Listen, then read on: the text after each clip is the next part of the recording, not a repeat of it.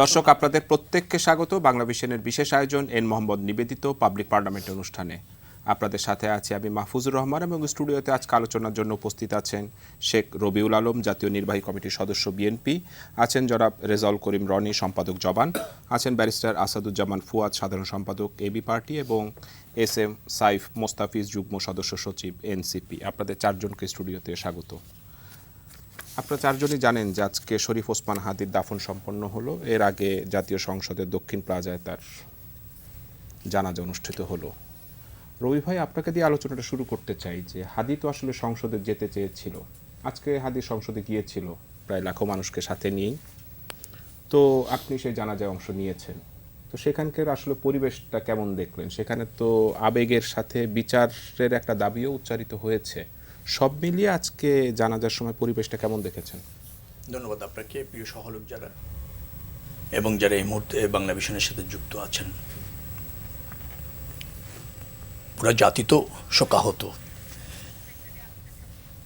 কারণ আপনি একটা প্রতিবাদী কণ্ঠ, জুলাই গণ অভ্যুত্থানে বিজয় শক্তির প্রতিষ্ঠিত নেতৃত্ব, তাকে আজকে আমাদের জানাজা পড়তে হলো এবং কবরস্থ করতে হলো। সেখানে আপনি শোকাহত মানুষও দেখেছি, আবার প্রতিবাদী কিছু কণ্ঠও দেখেছি। তো সে জায়গায় যদি বলেন রাষ্ট্রের তো ব্যর্থতা রয়েছে, আমাদেরও ব্যর্থতা রয়েছে, কারণ আমরা বিজয়ী শক্তি হয়েও ফ্যাসিবাদের পতনের পরেও আমাদের অনিরাপদ থাকতে হচ্ছে, আমাদের হাদিকে হারাতে হচ্ছে। সব মিলে মানুষের মধ্যে শোকের ছায়া ছিল, আবার বিচারের দাবি, প্রতিবাদ এগুলিও ছিল। এটা একটা বার্তা দেয় যে দেশ এবং রাষ্ট্রের জন্য যখন কেউ কাজ করতে চায় বা কথা বলে, প্রতিবাদ করে, মানুষ তাকে গ্রহণ করে, মানুষ তাকে সাদরে আপনার সম্ভাষণ করে, এবং সেটা কিন্তু প্রমাণ হাদি।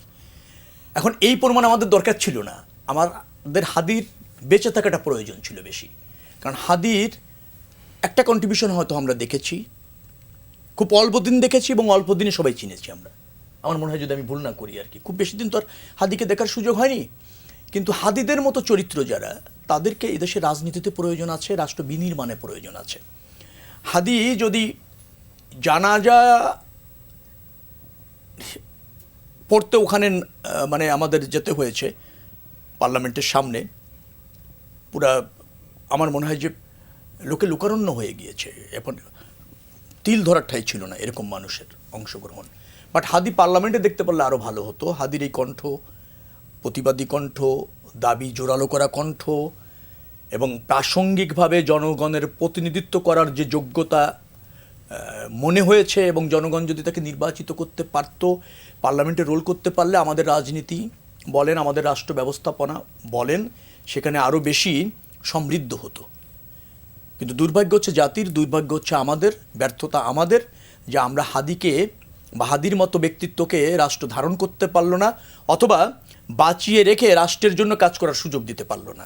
সেই পতিত ফ্যাসিবাদী শক্তি, অথবা ধরেন যারা বাংলাদেশের অগ্রগতি চায় না, নতুন বাংলাদেশ বিনির্মাণ হোক, তাতে যাদের স্বার্থ ব্যাঘাত ঘটে, অথবা সেখানে যারা ব্যত্যয় ঘটাতে চায়, তাদেরই এক ধরনের বিজয়। কিন্তু মনে রাখা দরকার, এ বিজয় এদেশের মানুষ গ্রহণ করবে না। যে কোনো মূল্যে হাদির এই আত্মত্যাগ বা আত্মদান যে কারণে হয়েছে, তা আমরা প্রতিষ্ঠিত করব। এই বিজয়ী শক্তিরা সব মিলে, সব রাজনৈতিক দল যারা ফ্যাসিবাদের বিরুদ্ধে আমরা ছিলাম, এবং এই জাতি, সব শ্রেণী পেশার মানুষ, হাদির যে স্বপ্ন, হাদির যে প্রত্যাশা, তার এখন দায় পড়েছে আমাদের উপর। অর্থাৎ আমাদের আরও শানিত হওয়ার প্রয়োজন আছে, আরও দায়িত্বশীল হওয়ার প্রয়োজন আছে, আরও বেশি ধরেন সজাগ, সক্রিয় থেকে প্রতিবাদী হওয়ার প্রয়োজন আছে। সেটা আমরা যদি উপলব্ধি করতে পারি, নিশ্চয়ই হাদির আত্মত্যাগ দেশের জন্য কাজে লাগবে, দেশের জন্য কাজে লাগবে। ফুয়াদ ভাই, আপনিও ছিলেন আজকে জানা যায়, তো এই হাদি নিয়ে আসলে বেশ কয়েকদিন ধরে আমরা আলোচনা করছি। হাদির নানা বক্তব্যই আসলে সোশ্যাল মিডিয়ায় ঘুরছে। সেখানে তার একটা বক্তব্য ছিল এরকমের যে জান দেবো তবু জুলাই দেব না। আসলে উনি তো জানটাই দিয়ে গেলেন আমাদের জন্য। এই যে জুলাইটা যে উনি দেবেন না, সেই জুলাইয়ের স্পিরিটটাকে ধারণ করার দায়িত্ব এখন দেশের সবারই, বিশেষ করে রাজনীতিবিদদের। রাজনীতিবিদরা কি আসলে হাদির সেই স্বপ্নকে ধরে রাখতে পারবে? ধন্যবাদ। সম্ভাবনা কম, কারণ হচ্ছে যে গত 15-16 মাসের আমাদের রাজনীতিবিদদের আমলনামা খতিয়ান দেখলে মনে হচ্ছে না যে আসলে আমরা সবাই সেটা ধরে রাখতে পারছি, বরং ক্ষমতায় যাওয়াটা, ক্ষমতার শেয়ার, কার কেকের পিসটা কত বড় হইতে পারে সেগুলো নিয়ে আমরা আসলে প্রচণ্ড রকম ব্যস্ত হয়ে গেছি। এবং তার মধ্যে আছে আমাদের সবার নিজস্ব ব্যক্তিগত চাওয়া পাওয়া, ক্ষমতা, টাকা পয়সা, লেনদেন, ঠিকাদারি, এগুলো সুযোগ সুবিধার বিষয় আছে। বাট তারপরও কিছু যে অর্জন নাই আমাদের এই সময়টার মধ্যে তা না। ঐকমত্য কমিশনের রাজনৈতিক দলগুলো বসছে, দেশ নিয়ে কথা বলেছে, নিঃসন্দেহে এগুলো একটা বড় অর্জন। কিন্তু জুলাইয়ের পক্ষগুলোর ভিতরে আমরা যে দ্বিমতগুলো দেখতে পাচ্ছি এগুলো খুবই ভয়ঙ্কর। বিএনপি জামাতের বিরুদ্ধে, জামাত বিএনপির বিরুদ্ধে, বিএনপি এনসিপির বিরুদ্ধে, এনসিপি বিএনপির বিরুদ্ধে, মানে এই যে একজনের বিরুদ্ধে আরেকজন কথা বলার যেই ভাষা, যেই তর্কগুলো, এগুলো আমরা আওয়ামী লীগের আমলে দেখেছি। আমরা চাচ্ছিলাম যে জুলাই সনদকে কেন্দ্র করে রাজনৈতিক দলগুলো তর্কটা করুক, যে আসলে আমার রাষ্ট্র বিনির্মাণের প্রস্তাবনা এইটা। অন্য দল বলুক যে আমি বিএনপির সাথে এখানে একমত না, কারণ এখানে বেটার প্রস্তাবনা আমার আছে। তো সেই তর্কগুলো না দেখে যেটা দেখতে পাচ্ছি যে ৭১-এর ফ্রেমে তর্ক হচ্ছে, আননেসেসারি পুরাতন আমলের দুর্নীতির গল্প টেনে আনা হচ্ছে। এখন এই প্রশ্নগুলো করে কি আসলে ফিউচারে আমরা যেতে পারবো? এবং প্রত্যেককে যেভাবে মানে ন্যাংটা করে দিচ্ছে, দিন শেষে আসলে হাসিনা তো দিল্লিতে বসে খুবই আনন্দিত হবার কথা, এটাই সে চেয়েছিল। এই জন্য দেখেন যে হাদির যে স্বপ্নের জায়গাগুলো সেগুলো খুব পরিষ্কার। এবং আজকের জানাজা থেকে দেখেন, পারহ্যাপস শহীদ প্রেসিডেন্ট জিয়াউর রহমান ছাড়া অন্য কারো জানাজার সাথে এই জানাজা তুলনা করা যাবে না। এবং একটা বিষয় তো হচ্ছে, শহীদ প্রেসিডেন্ট যখন মারা গেছেন তখন technology, social media, video, YouTube, Facebook কিছু ছিল না। অতএব তার বক্তব্য এত পরিমাণে মানুষের কাছে নাই, যেটা রিয়েলিস্টিক বাস্তবতার কারণে এটা আমাদের কাছে আছে। তো সেই জায়গাতে এটা একটা ঐতিহাসিক ঘটনা। এবং দুজনের ভিতরে দেখেন যে কি মিল। শহীদ প্রেসিডেন্ট কেন বাংলাদেশের ইতিহাসের সবচেয়ে সফল রাষ্ট্রপতি? কারণ তিনি দিল্লির আধিপত্যবাদের বিরুদ্ধে বাংলাদেশ এবং বাংলাদেশিদের সম্মান, মর্যাদার কথা বলে দাঁড়িয়েছিলেন। যখন বাংলাদেশের মানে সাথে শেখ মুজিব, আওয়ামী লীগ মানে মৈত্রী চুক্তির নামে ভারতকে দেশ বিক্রি করে দেওয়ার জন্য চেষ্টা করছে, তখন জিয়াউর রহমান এসে জাতিসংঘে ভারতের বিরুদ্ধে অভিযোগ দিয়েছেন যে আমাকে পানির ন্যায্য হিস্সা বুঝাই দিতে হবে। এবং ভারত বাধ্য হয়েছে গঙ্গা ট্রিটি করবার জন্য তার আমলে। অতএব সেই যে মর্যাদার জায়গা, দিল্লির আধিপত্যবাদের জায়গাতে বাংলাদেশ রাষ্ট্রটাকে বিনির্মাণ করবার যে লড়াই শহীদ প্রেসিডেন্ট শুরু করেছিলেন, যেটা তার দল অনেকাংশে এখন ধারণ করে না, গত বহু বছরে তারা ক্ষমতায় থেকেও ধারণ করে নাই। তো সেই জায়গাতে হাদির সাথে তাদের অসম্ভব রকমের মিল। এবং দেখেন শহীদ প্রেসিডেন্ট কয়দিন ক্ষমতায় ছিলেন? 3 বছর, 3.5 বছর। কিন্তু এই 3.5 বছরে তিনি বাংলাদেশটাকে এত আপ্লুত করেছিলেন, এতটা ধাক্কা দিয়েছিলেন, নাড়া দিয়েছিলেন, যে সেই রাজনীতিটাই এখন পর্যন্ত জাতীয়তাবাদী বলয়ের একমাত্র রাজনীতির জায়গা। আমরা যারা বড় মোটা দাগে বিএনপি করি না, কিন্তু যে রাজনীতিটা আমরা করি, আসলে তো আমরা শহীদ জিয়ার বড় ফ্রেমের মোটা ক্যানভাসের পলিটিক্সটা করতেছি। দিল্লির আধিপত্যবাদের বিরুদ্ধে রাজনীতি, পলিসি বেস পলিটিক্স, জনগণের সমস্যা সমাধান করবার রাজনীতি, বাংলাদেশের ন্যায্যতার প্রশ্ন, মর্যাদার প্রশ্ন নিয়ে রাজনীতি করা, সেটা করছি। এবং দেখেন হাদির শব্দগুলো দেখেন, শহীদ জিয়া যা যা করে গেছেন আপনি দেখবেন তার সাথে আজাদির প্রশ্ন, দিল্লির প্রশ্ন, আধিপত্যবাদের প্রশ্ন, বাংলাদেশের স্বাধীনতা সার্বভৌমত্বের প্রশ্ন, মর্যাদার প্রশ্ন, জাতীয় স্বার্থের প্রশ্ন, প্রত্যেকটা জায়গাতে দেখবেন এই জায়গাগুলো রয়ে গেছে। অতএব সেই জায়গাতে আমরা বোধ করছি যে শহীদ জিয়ার কাজগুলো যেভাবে অপূর্ণাঙ্গ রয়ে গেছে, হাদিরও কাজগুলো অপূর্ণাঙ্গ রয়ে গেছে। এবং এই কাজটাকে টেনে নিতে পারবেন না। এবং আমরা জুলাই গণ অভ্যুত্থানের পরে জুলাই সনদ পর্যন্ত যে তর্কটা, আলাপটা চালিয়েছি, এটা আসলে এই কাজটাকে টেনে নিয়ে যাবার কাজ। আমরা পারবো কি না সেই ব্যাপারে আমাদের মধ্যে যথেষ্ট চ্যালেঞ্জ আছে। আমরা রাজনৈতিক দলগুলো যদি সবাই মিলে চাই তাহলে পারবো। যদি সবাই মিলে যে মনে করি যে না, ওনার চেহারা খারাপ, ওনার সাইজ ছোট, উনি এই রকম, উনি সেই রকম, সে একটু বেশি ভালো, সে একটু কম ভালো, তোলায় মেপে মেপে অবদান, ভালো খারাপ, সহি ভুল, এগুলো আলোচনা করি, তাহলে আলটিমেটলি পারবো না। কিন্তু পারার যথেষ্ট সম্ভাবনা আছে। বাংলাদেশের হিস্টোরিক্যাল জায়গাতে যেখানে দাঁড়িয়ে আছি, এত বড় অপরচুনিটি শহীদ প্রেসিডেন্ট জিয়ার মৃত্যুর পরে আর সময় কিন্তু আমরা পাই নাই। আমি একটু রনি ভাই আপনার কাছে জানতে চাই যে হাদি অনেক বক্তব্য দিয়েছে, সেখানে মোটা দাগে একটা তার ড্রিম ছিল যে একটা ইনসাফের রাজনীতি উনি কায়েম করতে চান, যেটা মানে ফুয়াদ ভাই বললো যে আসলে তার স্বপ্নটা বাস্তবায়ন করা বেশ কঠিন। আপনি কি কোনো আশা দেখেন? দেখেন ধন্যবাদ যে যেখান থেকে আমাদের দেখছেন শুনছেন সবাইকে আমার সালাম এবং কৃতজ্ঞতা। আশা দেখছি বললে ভুল বলা হবে, কিন্তু হাদির যে রাজনৈতিক আপনার পাটাতন, মানে যেটা শহীদ প্রেসিডেন্ট জিয়া ফুয়াদ ভাই সুন্দর করে বললেন, যে ধরেন শহীদ প্রেসিডেন্ট জিয়া রহমানের যে রাজনৈতিক আপনার একটা মহাকাব্যিক ভিশন, এইটাই এখনও পর্যন্ত বাংলাদেশের অগ্রগতির মডেল। এটা দল মত নির্বিশেষে আমরা এই জায়গায় অন্তত একমত। এখন এই মডেলটা কে কত অ্যাগ্রেসিভলি জনস্বার্থে বাস্তবায়ন করতে পারবে, তার রাজনীতি তত সমৃদ্ধ হবে, সে তত বেশি এগিয়ে যাবে। তো এখন ধরেন হাদিকে 5 তারিখের পরে ব্যাপকভাবে মানুষ চিনেন, আপনারা চিনছেন। তো আমরা হাদিকে অনেক আগের থেকে চিনি। আমি চিনি তাকে করোনার পরপরই আমার সাথে যোগাযোগ, কিন্তু তখন তাকে লেখক সংস্কৃতিজীবী হিসাবে চিনতাম। হাদির একটা এক্সেপশনাল জায়গা আমি একটু বলতে চাই, সেটা হলো যে আমাদের এখানে তো সবাই রাজনীতি করি আমরা, কিন্তু হাদি যে কারণে এক্সেপশন সেটা হলো যে উনি বুঝতেছিল যে আমরা আওয়ামী ফ্যাসিবাদের যে ধারাবাহিকতার মধ্যে আসছি, এইটার একটা কালচারাল ফিলোসফিক্যাল একটা ফাউন্ডেশন আছে, ফলে এইটাকে অটুট রেখে রাজনৈতিক পরিবর্তন সম্ভব না। এই জন্য হাদি কিন্তু সাংস্কৃতিক পরিবর্তনের একজন কর্মী হিসেবে নিজের কাজ শুরু করলেন। এবং এই গণঅভ্যুত্থানের একটা অন্যতম চরিত্র যেটা, এটা ডেফিনেটলি এই গণঅভ্যুত্থান সম্মিলিত জাতীয় ফেনোমেনা, কিন্তু এই গণঅভ্যুত্থানের সম্মুখ সারের যে ছাত্র জনতা তরুণ, তারা কিন্তু তাদের ক্ষুদ্র সামর্থ্যের মধ্যে অনেক দিন থেকেই এক ধরনের সাংস্কৃতিক দার্শনিক বোঝাপড়ার মধ্যে নিজেদের লিপ্ত রেখেছে। যে বোঝাপড়ার মধ্যে যার যার মতো করে লিপ্ত রেখেছে, আবার কেউ সংঘবদ্ধভাবে রেখেছে। হাদিও তার একটা অংশ। আমরা দীর্ঘদিন ধরে আমরা কিন্তু বুঝতেছিলাম যে এখানে যে ধরনের পলিটিক্স করা হচ্ছে, এটার মধ্য দিয়ে শেখ হাসিনার পতন তো দূরের কথা, শেখ হাসিনার শক্তিশালী ছাড়া আর কিছু করা হবে না। কারণ ফ্যাসিবাদের বিরুদ্ধে যে রাজনীতিটা, সেটা গণঅভ্যুত্থানের রাজনীতি, সেটা জনগণকে ঐক্যবদ্ধ করার যে রাজনীতিটা, সেই রাজনীতিটা বারবার ফেল হচ্ছিল। এবং সেটা যে দার্শনিকভাবে মোকাবেলার জন্য যে নতুন সাংস্কৃতিক চিন্তা, সেই চিন্তার জন্য দেখবেন যে এই তরুণরা তাদের মতো করে কিন্তু সংঘবদ্ধ হওয়ার চেষ্টা করেছে। তারা নতুন বয়ান নির্মাণ করেছে, নতুন দার্শনিক ভিত্তি খোঁজার চেষ্টা করেছে, যেটা এখন আপনারা সামনের দিকে এই যে আপনারা দেখেন যে এত তরুণ মুখ সে এত ভালো ভালো কথা বলে। আগে কোথায় ছিল? আগেও ছিল এগুলো, কিন্তু আগে টেলিভিশনে ডাকা হয়নি এদেরকে। মায়ের পেট থেকে ফইরাই এরা সুন্দর সুন্দর কথা বলা শুরু করেননি। এরা সুন্দর সুন্দর কথা বলার প্র্যাকটিসটা স্টুডেন্ট লাইফের শুরুর থেকে কইরে আসতেছে, যেই কারণে এই গণঅভ্যুত্থানের সম্ভব হয়েছে। এটা হঠাৎ করে একদিন আবেগ হয়েছে মানুষের। 15-16 বছর তো বিটাই মারছে বিএনপি জামাত, কই আবেগ তো উস্কায় ওঠে নাই। 5 তারিখে কেন উঠলো? 5 তারিখে উঠছে এই কারণে, কারণ এটা সংঘবদ্ধভাবে বিভিন্ন ইউনিভার্সিটি ক্যাম্পাসগুলোতে এই আপনার ফ্যাসিবাদের রক্তচক্ষুর আড়ালে বা উপেক্ষা করে তরুণরা তাদের এই আপনার এই বোঝাপড়ার সংগ্রাম, বুদ্ধিভিত্তিক এই সংগ্রাম তারা জারি রাখছে। এই সংগ্রাম আমরা অনেক দিন ধরে, আমরা তো ওপেনলি লেখালি, আওয়ামী লীগের আমলে আমরা ওপেনলি লেখালেই করছি, কথা বলছি, সবসময় আতঙ্কে থাকতাম। তো যাই হোক, ফলে হাদির এক্সেপশনালিটি হলো, হাদি এই জিনিসটা রাজনৈতিক কর্মসূচির পূর্ব কর্মসূচি আকারে, এইটা আমরা আওয়ামী ফ্যাসিবাদকে কী বলতাম? আমরা সাংস্কৃতিক ফ্যাসিবাদ বলতাম।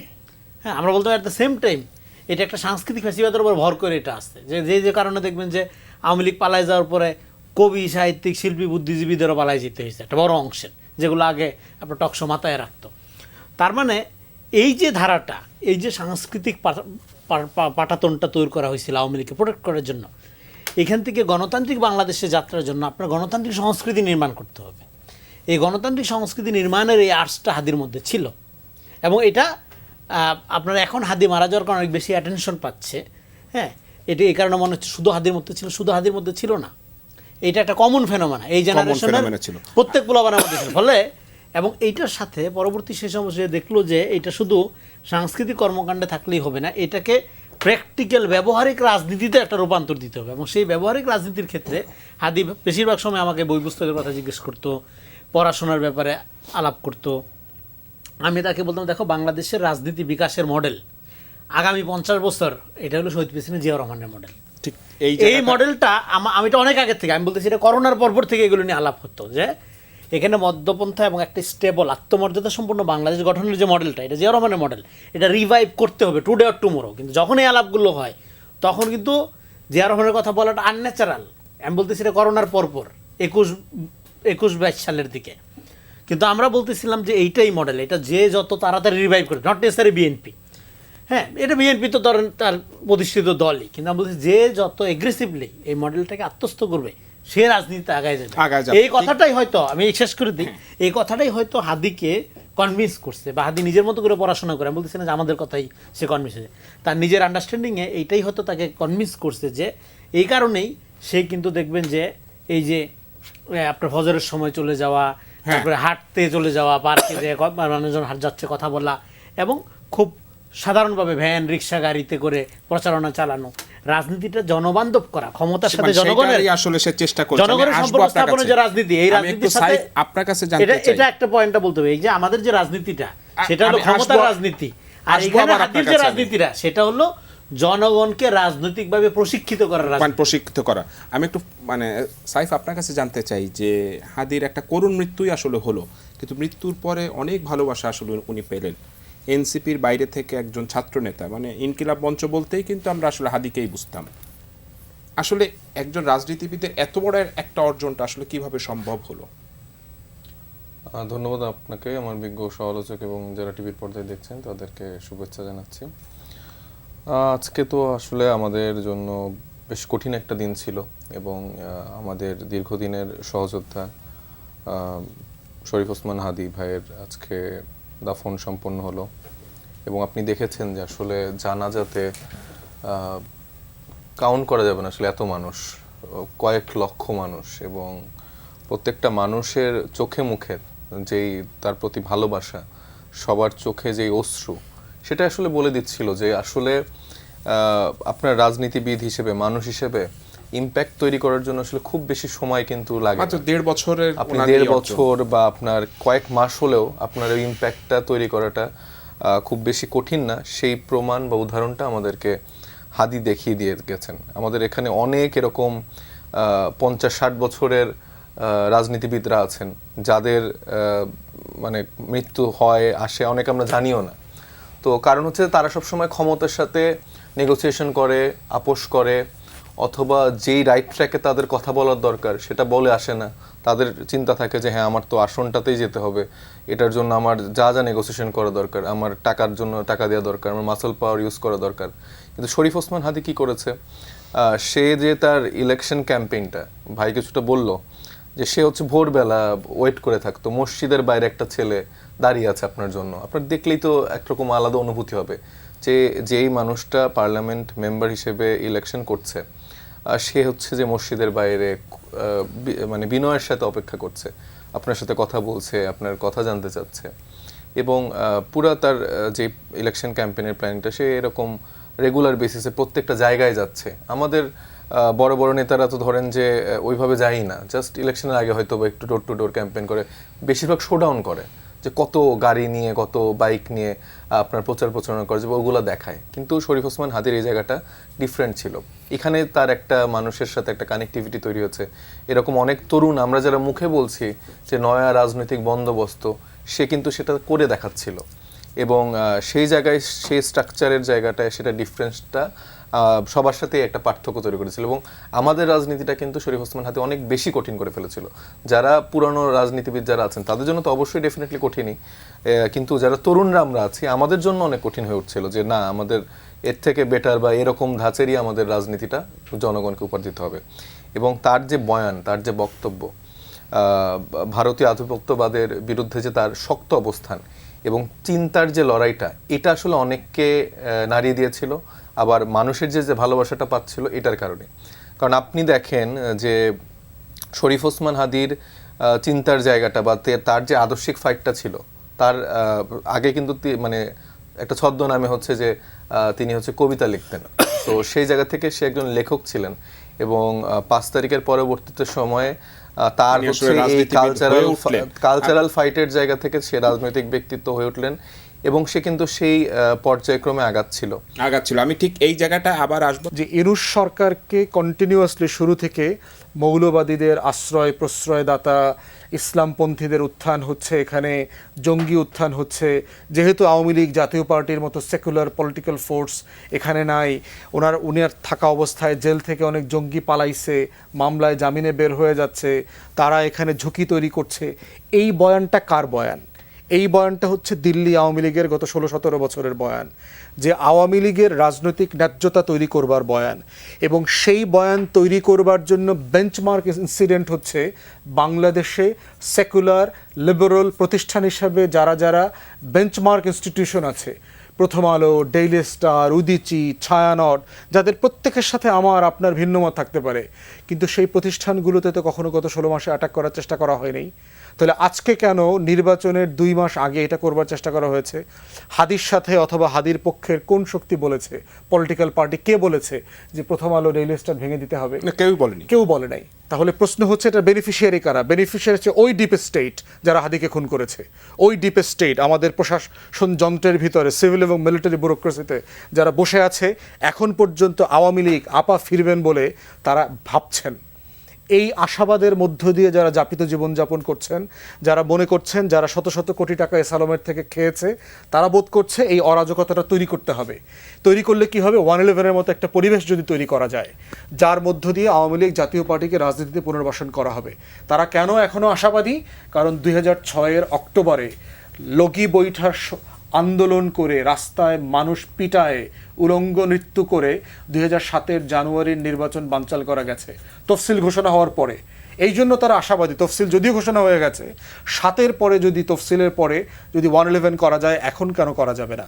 এবং এই 111 করবার জন্য আমাদের স্টাবলিশমেন্টের যার যার সমর্থন দরকার, শুধুমাত্র একটা জায়গায় তারা সমর্থনটা পাচ্ছে না, সেটা হচ্ছে আমাদের বিদেশি বন্ধুরা। আমেরিকা বলেন, ইউরোপিয়ান ইউনিয়ন বলেন, ব্রিটেন বলেন, আপনার জাতিসংঘ বলেন, এর প্রত্যেকটা প্রতিষ্ঠান প্রফেসর ইউনূসের উপরে প্রচণ্ড আস্থাশীল। তারা কোনোভাবে ওই ফোর্সটাকে 111-এর নাটক করে টেক ওভার করতে দেবে না। এবং সেই জন্যই হচ্ছে এই নাটকের স্ক্রিপ্ট তৈরি করা হয়েছে, যার সাথে জুলাই গণ অভ্যুত্থান, নতুন রাজনীতি, ইসলামপন্থী বলেন, হাদির সমর্থক গোষ্ঠী বলেন, তাদের কারোর সাথে ন্যূনতম কোনো যোগাযোগ সম্পর্ক নাই। রবি ভাই, আপনিও কি এই বিষয়ের সাথে একমত কিনা? এবং ডিপ স্টেট যদি এই কাজটা করে থাকে, কাদেরকে ব্যবহার করছে? ওই দিন আসলে আমরা কাদেরকে দেখলাম? আমি পুরোপুরি একমত নই। তবে ডিপ স্টেটের সম্পৃক্ততা বা উস্কানি থাকতে পারে। কেন একমত নই? যারা এই কাজগুলি করেছে তাদেরকে চিহ্নিত করা খুব কঠিন, এবং তাদেরকে নিবৃত্ত করাও কি খুব কঠিন রাষ্ট্রের জন্য।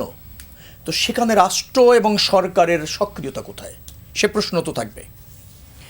আমাদের মধ্যে যদি বিভাজন তৈরি করতে পারে, রাষ্ট্রকে যদি অকার্যকর করতে পারে, নির্বাচন যদি বিতর্কিত করতে পারে, অথবা না হওয়ার পরিবেশ তৈরি করতে পারে, তো সেই চ্যালেঞ্জ তো রাষ্ট্রকে নিতে হবে, আমাদেরকে নিতে হবে। কতটুকু রাষ্ট্র চিহ্নিত করতে পেরেছেন, কতটুকু মনোযোগ রাষ্ট্র সেখানে দিয়েছেন, সেই প্রশ্ন তো শুধু এবার না, এর আগেও হয়েছে এই ধরনের ঘটনা। তো সেটা ক্রমাগতভাবে কেন হবে? কেন আমি আর ফুয়াদ ভাই সেটা নিয়ে শঙ্কা প্রকাশ করবার এখানে আলোচনা করব? যারা দুষ্কৃতিকারী বা যারা এই সুযোগ নিতে চায় ডিপ স্টেটের ছত্রছায়া থেকে, তাদেরকে চিহ্নিত করে গ্রেপ্তার করে আইনের আওতায় আনবো। করছি না তো তা আমরা। তো যার ফলে খালি দায় চাপালে হবে না।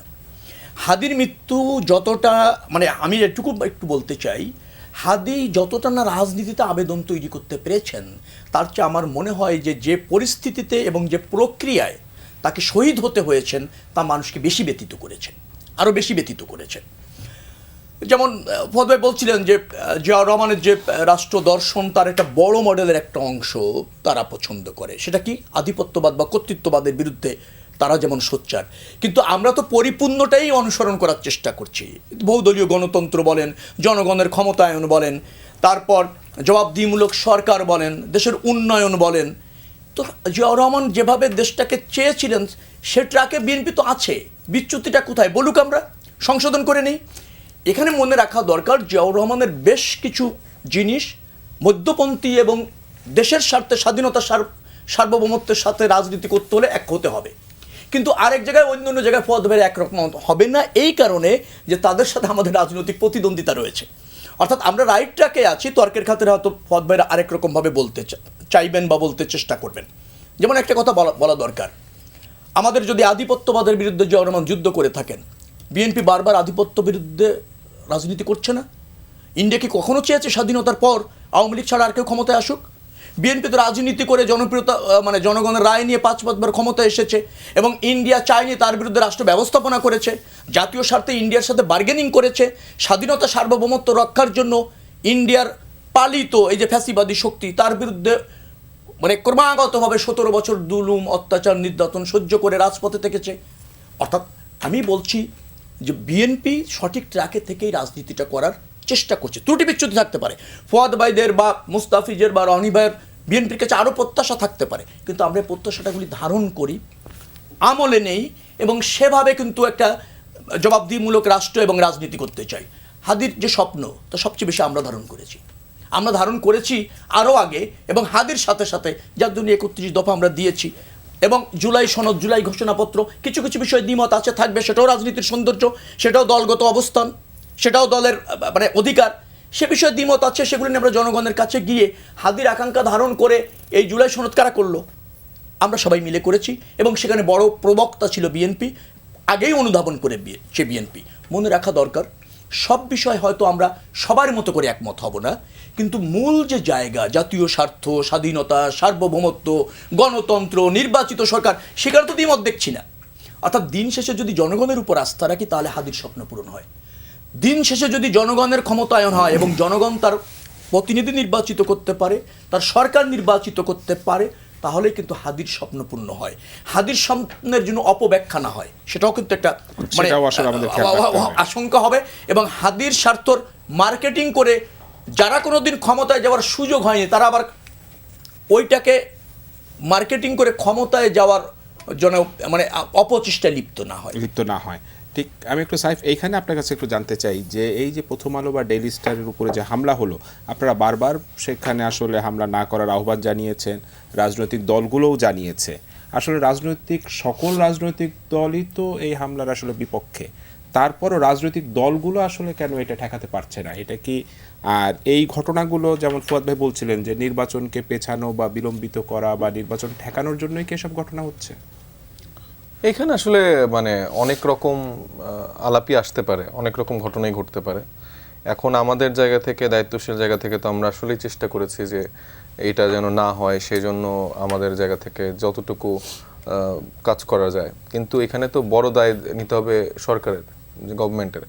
তাদের কাছে তো যে গোয়েন্দা সংস্থা, তাদের কাছে এরকম ইনফরমেশন আমি যতটুকু জানি যে ছিল, এরকম কোনো ঘটনা ঘটতেও পারে।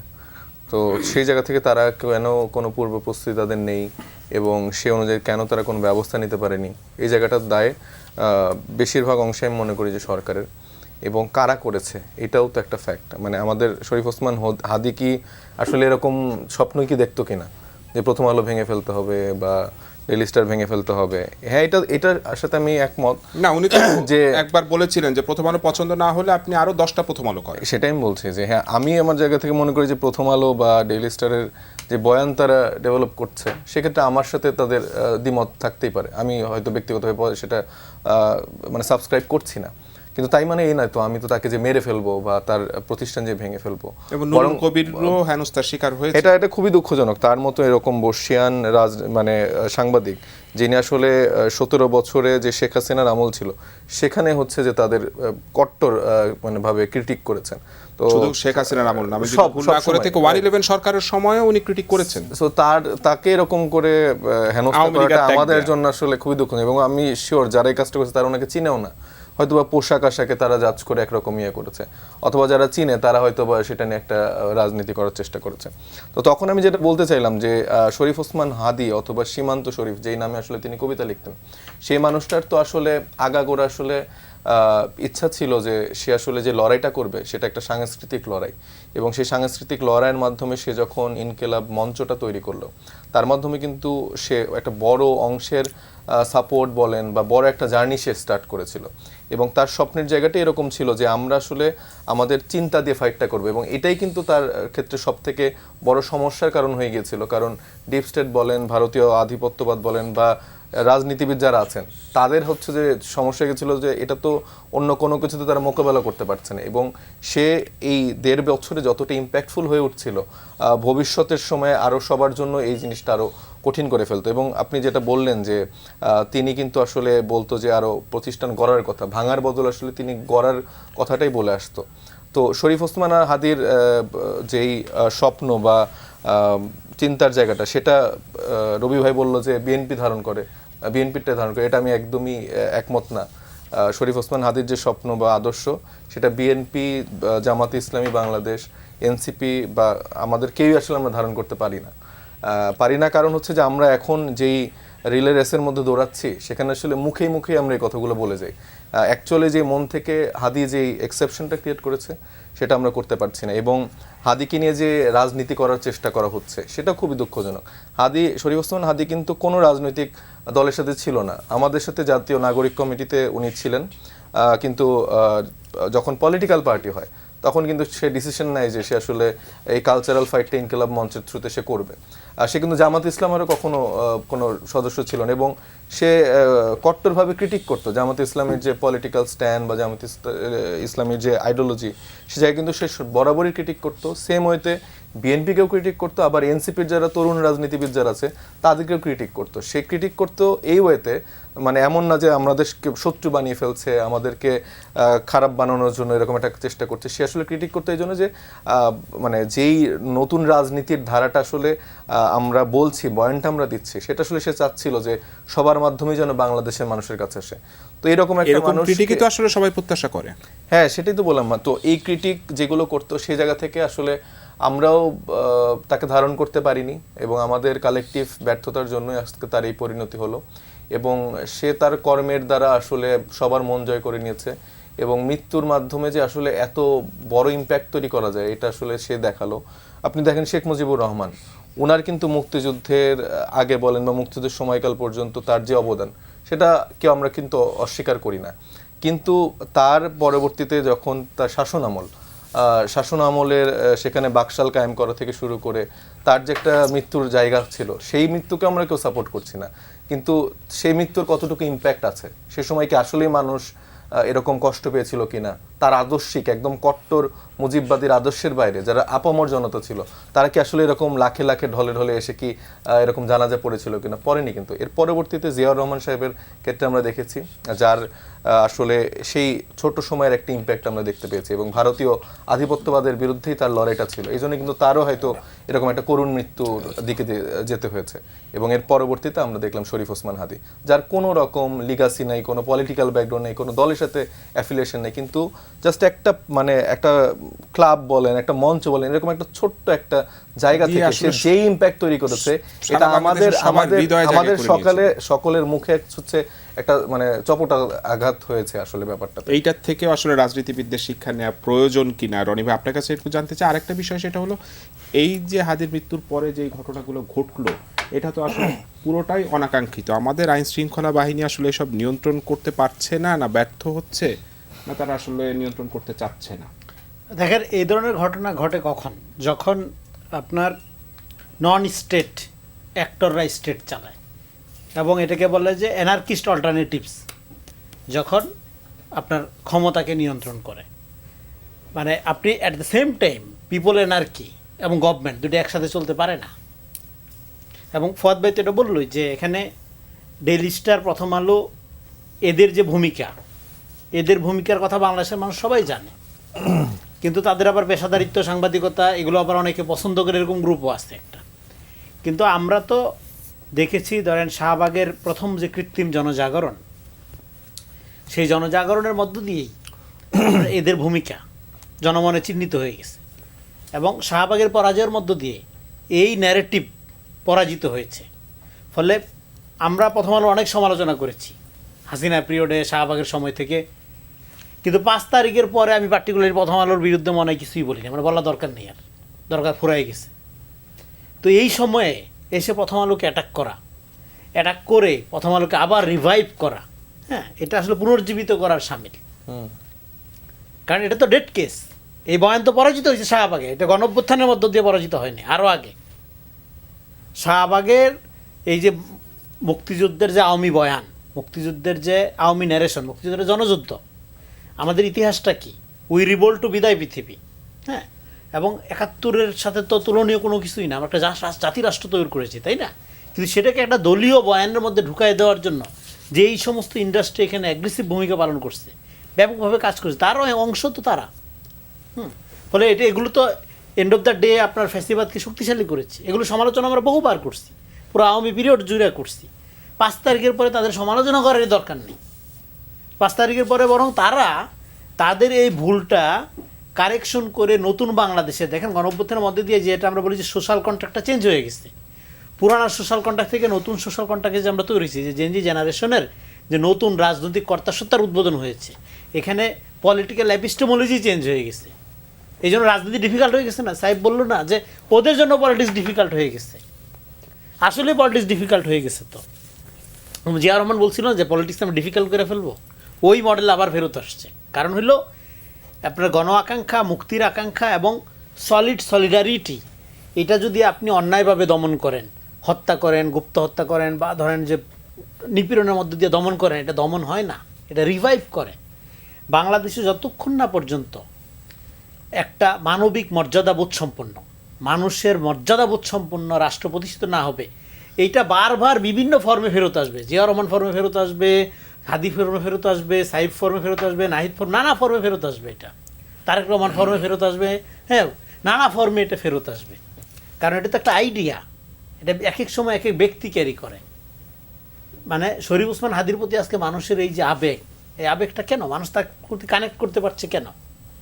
কারণ সে মনে করছে আমাদেরই একজন হারাইলাম, এই যে হাজারিটা আমাদেরই একজন, আমারই কাছের লোক, হয়তো পরিবারের কেউ না, জীবনে চিনে না, দেখতেছে হয়তো 7 দিন ধরে এই ঘটনার পরে, কিন্তু সে যে নিজেরা মানতে পারতেছে না নিজের একজন হারাইছে, এই ফিলটা যে হচ্ছে তার, এটা একটা political spiritual connectivity at the same time. এটা শুধুমাত্র অভিনয় দেওয়া হয় না, র্যাটরিক্স দেওয়া হয় না। তো এখন এই ধরনের আপনার প্রতিষ্ঠানগুলোর ক্ষেত্রে এখন ধরেন বিভিন্ন ইউনিভার্সিটির যারা দায়িত্ব ছাত্রনেতা, তাদের যে বক্তব্যগুলো আমরা দেখলাম, সেই বক্তব্য এবং তার যে মূল দলের নেতা তারা আবার নিন্দা জানাচ্ছে। এবং আপনার আমরা যেটা বললাম বরাবরই বলছি, দেখেন টলারেন্সি ফার্স্ট, ডেমোক্রেসি সেকেন্ড। প্রথম আলো ডেইলি স্টার আমাদের ধরেন প্রচণ্ড অপছন্দের একটা পত্রিকা, বা ধরেন বয়ান ক্যারি করে, কিন্তু তার বয়ানটাকে নির্বিঘ্নে ক্যারি করতে দেওয়ার পরিবেশ তৈরি করে দেওয়াই তো গণতন্ত্র, এটাই তো আমার কাজ। এবং সেই কাজটাই তো জুলাই গণঅভ্যুত্থান করছিল। জুলাই গণঅভ্যুত্থানের পরে নাহিদ ইসলাম যখন দায়িত্বে, আমি আপনাকে একটু মনে করাই দিই, তখন প্রথম আলো ডেইলি স্টারের বিরুদ্ধে কেন ব্যবস্থা নেওয়া হচ্ছে না, এই পত্রিকা কেন এখনও বের হয়, এই ধরনের পত্রিকা, তাদেরকে প্রতিক্রিয়াশীল, প্রথম আলোর কাছে বিক্রি হওয়া, এমন কোনো কথা নাই যে বলা না হয়েছে।